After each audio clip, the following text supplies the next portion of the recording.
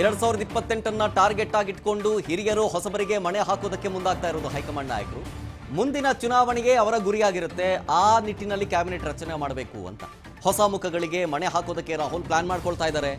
ಕುಣಿಗಲ್ ರಂಗನಾಥ್ ಆಗಿರಲಿ, ಮಾಗಡಿ ಬಾಲಕೃಷ್ಣ ಅವರಾಗಿರಲಿ, ಅವರೊಟ್ಟಿಗೆ N A Haris, T B. Jayachandra ಅವರು, ಹಿಂದೆ ಸಿದ್ದರಾಮಯ್ಯವರ ಸಂಪುಟದಲ್ಲಿ ಕಾನೂನು ಸಚಿವರಾಗಿದ್ದವರು, ಕೆ ಷಡಾಕ್ಷರಿ ಅವರು, ಗುಬ್ಬಿ ಶ್ರೀನಿವಾಸ್ ಅವರು, ಅಶೋಕ್ ಪಟ್ಟಣ್, ತನ್ವೀರ್ ಸೇಠ್, ಯುಟಿ ಖಾದರ್, ಯತೀಂದ್ರ ಸಿದ್ದರಾಮಯ್ಯ, ಬೇಳೂರು ಗೋಪಾಲಕೃಷ್ಣ, ಜೊತೆಗೆ ನರೇಂದ್ರ ಸ್ವಾಮಿ, ರೂಪಾ ಶಶಿಧರ್, ಬಿ.ಕೆ. ಹರಿಪ್ರಸಾದ್, ಇಷ್ಟೂ ಜನರ ಹೆಸರು ಈಗ ಮುಂಚೂಣಿಯಲ್ಲಿದೆ ಅನ್ನೋದು ಗೊತ್ತಾಗ್ತಾ ಇದೆ.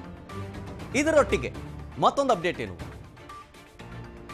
ಡಿಸಿಎಂಗಳನ್ನ ಸೃಷ್ಟಿ ಮಾಡೋ ವಿಚಾರಕ್ಕೆ ಸಂಬಂಧಪಟ್ಟಂತೆ ಒಂದಷ್ಟು ಮಾತುಕತೆಗಳಾಗ್ತವೆ.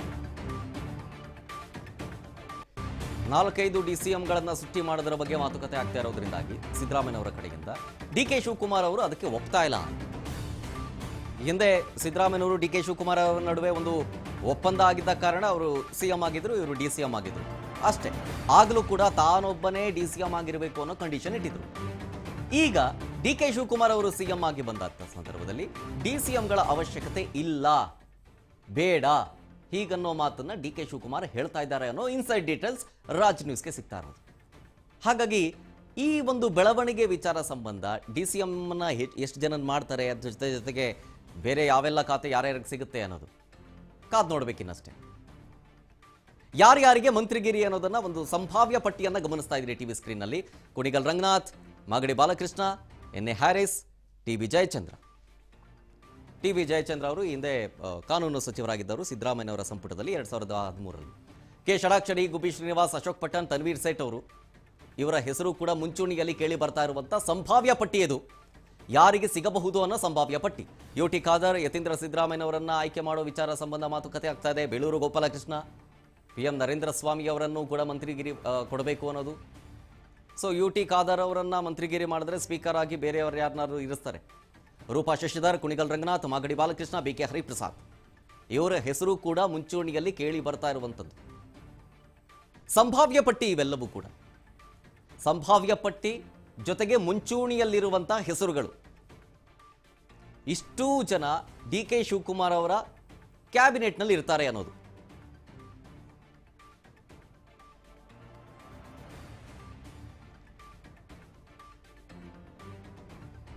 ಇದು ಈ ಕ್ಷಣಕ್ಕೆ ಸಿಗ್ತಾ ಇರುವಂಥ ಎಕ್ಸ್ಕ್ಲೂಸಿವ್ ರಿಪೋರ್ಟ್ಸ್. ಸಂಭಾವ್ಯ ಪಟ್ಟಿ, ಆ ಪಟ್ಟಿಯಲ್ಲಿ ಯಾರ್ಯಾರಿದ್ದಾರೆ ಅಂತ ಡೀಟೇಲ್ಸ್ ಕೊಡ್ತಾ ಇದ್ರು ನಮ್ಮ ಅಸೋಸಿಯೇಟ್ ಎಡಿಟರ್. ಮುಂದುವರೆಸ್ತಾರೆ. ಗೋವಿಂದ್ ಅವರೇ, ಈಗ ಪ್ರಮುಖವಾಗಿ ನೀವು ಹೇಳ್ತಾ ಇದ್ರಿ 5 ಡಿಸಿಎಂಗಳನ್ನು ಸೃಷ್ಟಿ ಮಾಡೋ ವಿಚಾರ ಸಂಬಂಧ ಡಿ.ಕೆ. ಶಿವಕುಮಾರ್ ಅವರು ಅಸಮಾಧಾನ ಆಗಿದ್ದಾರೆ ಅಂತ. ಆ ಸಂದರ್ಭದಲ್ಲಿ ಈ ಹಿಂದೆ ಡಿ.ಕೆ. ಶಿವಕುಮಾರ್ ಅವರ ಮತ್ತೆ ಸಿದ್ದರಾಮಯ್ಯವರ ಜೊತೆಗೆ ಒಪ್ಪಂದ ಆಗಿತ್ತು. ಆಗ ಒಬ್ಬನೇ ಡಿಸಿಎಂ ಇರಬೇಕು ಅನ್ನೋ ಕಂಡೀಷನ್ ಹಾಕಿದ್ರು. ಇವಾಗ ಡಿ.ಕೆ. ಶಿವಕುಮಾರ್ ಅವರು ಹೇಳ್ತಾ ಇರೋದು ನಾನು ಸಿಎಂ ಆಗಿರ್ತೀನಿ, ಡಿಸಿಎಂ ಒಬ್ಬರು ಬೇಡ ಅಂತ ಹೇಳಿ. ಸೊ ಹಾಗಿದ್ದಾಗ ಹೈಕಮಾಂಡ್ ಇದನ್ನು ಯಾವ ರೀತಿ ನಿಭಾಯಿಸುತ್ತೆ ಅಂತ?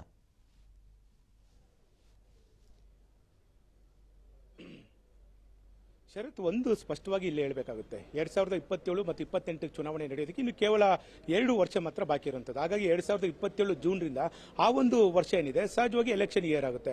ಹಾಗಾಗಿ ಇರುವಂಥದ್ದು ಕೇವಲ 1 ವರ್ಷ.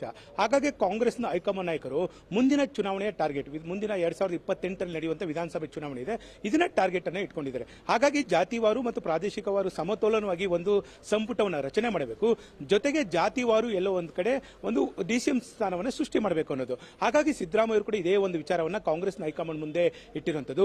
ಮುಂದಿನ ಚುನಾವಣೆಯನ್ನ ನಾವು ಗೆಲ್ಲೇಬೇಕಂತ ಹೇಳಿದ್ರೆ ಸಹಜವಾಗಿ 4 ಡಿಸಿಎಂ ಸೃಷ್ಟಿಯ ಅವಶ್ಯಕತೆ ಇದ್ದೇ ಇದೆ ಅಂತೇಳಿ ಒಂದು ಕಾಂಗ್ರೆಸ್ನ ಹೈಕಮಾಂಡ್ ನಾಯಕರಿಗೆ ಮನವರಿಕೆಯನ್ನ ಮಾಡಿಕೊಡ್ತಾ ಇದ್ದಾರೆ. ಇದಕ್ಕೆ ಕೆ.ಸಿ. ವೇಣುಗೋಪಾಲ್ ಅವರು ಕೂಡ ಬಹುತೇಕವಾಗಿ ಒಂದು ಒಪ್ಕೊಂಡಿದ್ದಾರೆ ಅಂತ ಕಾಣಿಸ್ತಿದೆ. ಅಂತಿಮವಾಗಿ ರಾಹುಲ್ ಗಾಂಧಿ ಅವರು ಒಪ್ಕೊಳ್ಬೇಕಾಗುತ್ತೆ. ಹಾಗಾಗಿ ಮುಂದಿನ 2028ರ ಚುನಾವಣೆ ನಾವು ಫೇಸ್ ಮಾಡಬೇಕಂತ ಹೇಳಿದ್ರೆ ಜಾತಿವಾರು ಡಿಸಿಎಂ ಸೃಷ್ಟಿ ಅವಶ್ಯಕತೆ ಇದ್ದೇ ಇದೆ ಅಂತೇಳಿ ಸಿದ್ದರಾಮಯ್ಯ ತಮ್ಮ ಬಲವಾದಂತಹ ವಾದವನ್ನ ಮಂಡಿಸ್ತಾ ಇದ್ದಾರೆ. ಕಾಂಗ್ರೆಸ್ನ ಹೈಕಮಾಂಡ್ ಕೂಡ ಇದೇ ಒಂದು ಚಿಂತನೆಯಲ್ಲಿದೆ. ಯಾಕಂದ್ರೆ ಹೇಳಿಕೆಯಲ್ಲಿ ಇನ್ನು 1 ವರ್ಷ 2027 ಜೂನ್ ಬರ್ತಿದೆ. ಮುಂದಿನ ಜೂನ್ 2027-28ಕ್ಕೆ ಹೋದ್ರೆ ಕೇವಲ 1 ವರ್ಷದ ಮಾತ್ರ ಆಡಳಿತ ನಡೆಸಬಹುದು. ಇನ್ನು ಉಳಿದ 1 ವರ್ಷ ಸಹಜವಾಗಿ ಎಲೆಕ್ಷನ್ ಇಯರ್ ಆಗುತ್ತೆ. ಹಾಗಾಗಿ ಎಲ್ಲೋ ಒಂದ್ ಕಡೆ ಬೇರೆ ಬೇರೆ ರೀತಿಯ ಸಮಾವೇಶಗಳು, ಜಾತಿವಾರ ಸಮಾವೇಶಗಳು, ಬೇರೆ ಬೇರೆ ಸಮಾವೇಶಗಳು ಮಾಡಿದಂತ ಸಂದರ್ಭದಲ್ಲಿ ನಾವು ಡಿಸಿಎಂಗೆ ಹೆಚ್ಚಿನ ಸ್ಥಾನವನ್ನು ಕೊಟ್ಟರೆ ಸಹಜವಾಗಿ ಕಾಂಗ್ರೆಸ್ ಪಕ್ಷಕ್ಕೆ ಒಂದು ವೋಟ್ ಬ್ಯಾಂಕ್ ಅನ್ನು ಕ್ರಿಯೇಟ್ ಆಗುತ್ತೆ. ಆ ವೋಟ್ ಬ್ಯಾಂಕ್ ಬರೋದ್ರಿಂದ ಸಹಜವಾಗಿ ಮತ್ತೆ 2028ರಲ್ಲಿ ನಾವು ಮತ್ತೆ ರಾಜ್ಯದಲ್ಲಿ ಸರ್ಕಾರವನ್ನು ರಚನೆ ಮಾಡಬೇಕು ಅನ್ನೋ ಲೆಕ್ಕಾಚಾರದಲ್ಲಿ ಎಲ್ಲೋ ಒಂದ್ ಕಡೆ ಸಿದ್ದರಾಮಯ್ಯ ಇರುವಂತದ್ದು. ಒಂದ್ ಕಡೆ ಡಿ ಕೆ ಶಿವಕುಮಾರ್ ಕೂಡ ಇದಕ್ಕೆ ಪ್ರಬಲವಾಗಿ ವಿರೋಧ ಮಾಡ್ತಿರೋ ಕಾರಣ ಇಷ್ಟೇ. ಎಲ್ಲೋ ಒಂದ್ ಕಡೆ ಇಂದಿನ ಒಂದು 2023 ಮತ್ತು ಈಗ ಇಲ್ಲಿವರೆಗೂ ನಡೆದಂತಹ ಒಂದು ಅಧಿಕಾರದಲ್ಲಿ ಕೇವಲ 2 ಪವರ್ ಸೆಂಟರ್ ಮಾತ್ರ ಇತ್ತು. ಒಂದು ಸಿದ್ದರಾಮಯ್ಯ ಮತ್ತು ಡಿ ಕೆ ಶಿವಕುಮಾರ್ ನಡುವೆ, ಅಂದ್ರೆ ಸಿಎಂ ಡಿಸಿಎಂ ನಡುವೆ ಮಾತ್ರ 2 ಪವರ್ ಸೆಂಟರ್ಗಳಿತ್ತು.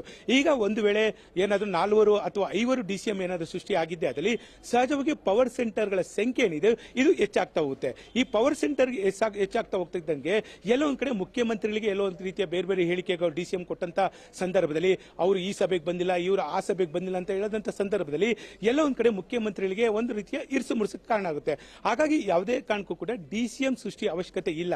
ಮಾಡೋ ತರ ಇದ್ರೆ ಕೇವಲ 1 ಅಥವಾ 2 ಮಾಡಿ ಅಂತೇಳಿ ಡಿಸಿಎಂ ಏನು ಡಿ ಕೆ ಶಿವಕುಮಾರ್ ಅವರು ಕೂಡ ಪದೇ ಪದೇ ಹೈಕಮಾಂಡ್ ನಾಯಕರಿಗೆ ಒಂದು ಒತ್ತಡವನ್ನು ಹಾಕ್ತಾ ಇದ್ದಾರೆ. ಒಂದು ಪ್ರಶ್ನೆ, ಸಿದ್ದರಾಮಯ್ಯ ಇದ್ದಂತ ಸಂದರ್ಭದಲ್ಲಿ ಕೇವಲ 1 ಡಿಸಿಎಂ ಇತ್ತು, ಆದ್ರೆ ನನ್ನ ಅವಧಿಯಲ್ಲಿ ಯಾಕೆ 4-5 ಡಿಸಿಎಂ ಯಾಕೆ ಅನ್ನೋ ಒಂದು ಪ್ರಶ್ನೆಯನ್ನ ಸಹಜವಾಗಿ ಹೈಕಮಾಂಡ್ ನಾಯಕರ ಮುಂದೆ ಡಿ ಕೆ ಶಿವಕುಮಾರ್ ಅವರು ಹಾಕ್ತಾ ಇದ್ದಾರೆ. ಹಾಗಾಗಿ ಇದೆಲ್ಲವೂ ಕೂಡ ಕಾಂಗ್ರೆಸ್ ಹೈಕಮಾಂಡ್ ನಾಯಕರು ಕೂಡ ಒಂದು ನೋಡ್ತಾ ಇದ್ದಾರೆ. ಹಾಗಾಗಿ ಮುಂದಿನ 2028ರ ಚುನಾವಣೆಯ ಒಂದು ಭವಿಷ್ಯದ ದೃಷ್ಟಿಯಿಂದ ಡಿಸಿಎಂ ಹೆಚ್ಚುವರಿ ಅವಶ್ಯಕತೆ ಇದೆಯಾ ಇಲ್ಲ ಅನ್ನೋ ಸಂಬಂಧಪಟ್ಟಂತೆ ಅಂತಿಮವಾಗಿ ರಾಹುಲ್ ಗಾಂಧಿ ಅವರು ನಿರ್ಧಾರ ತೆಗೆದುಕೊಳ್ಳುವಂತ ಸಾಧ್ಯತೆ ಇದೆ. ಶರತ್, ಥ್ಯಾಂಕ್ ಯು ಗೋವಿಂದ್ ಡೀಟೇಲ್ಸ್ಗಾಗಿ.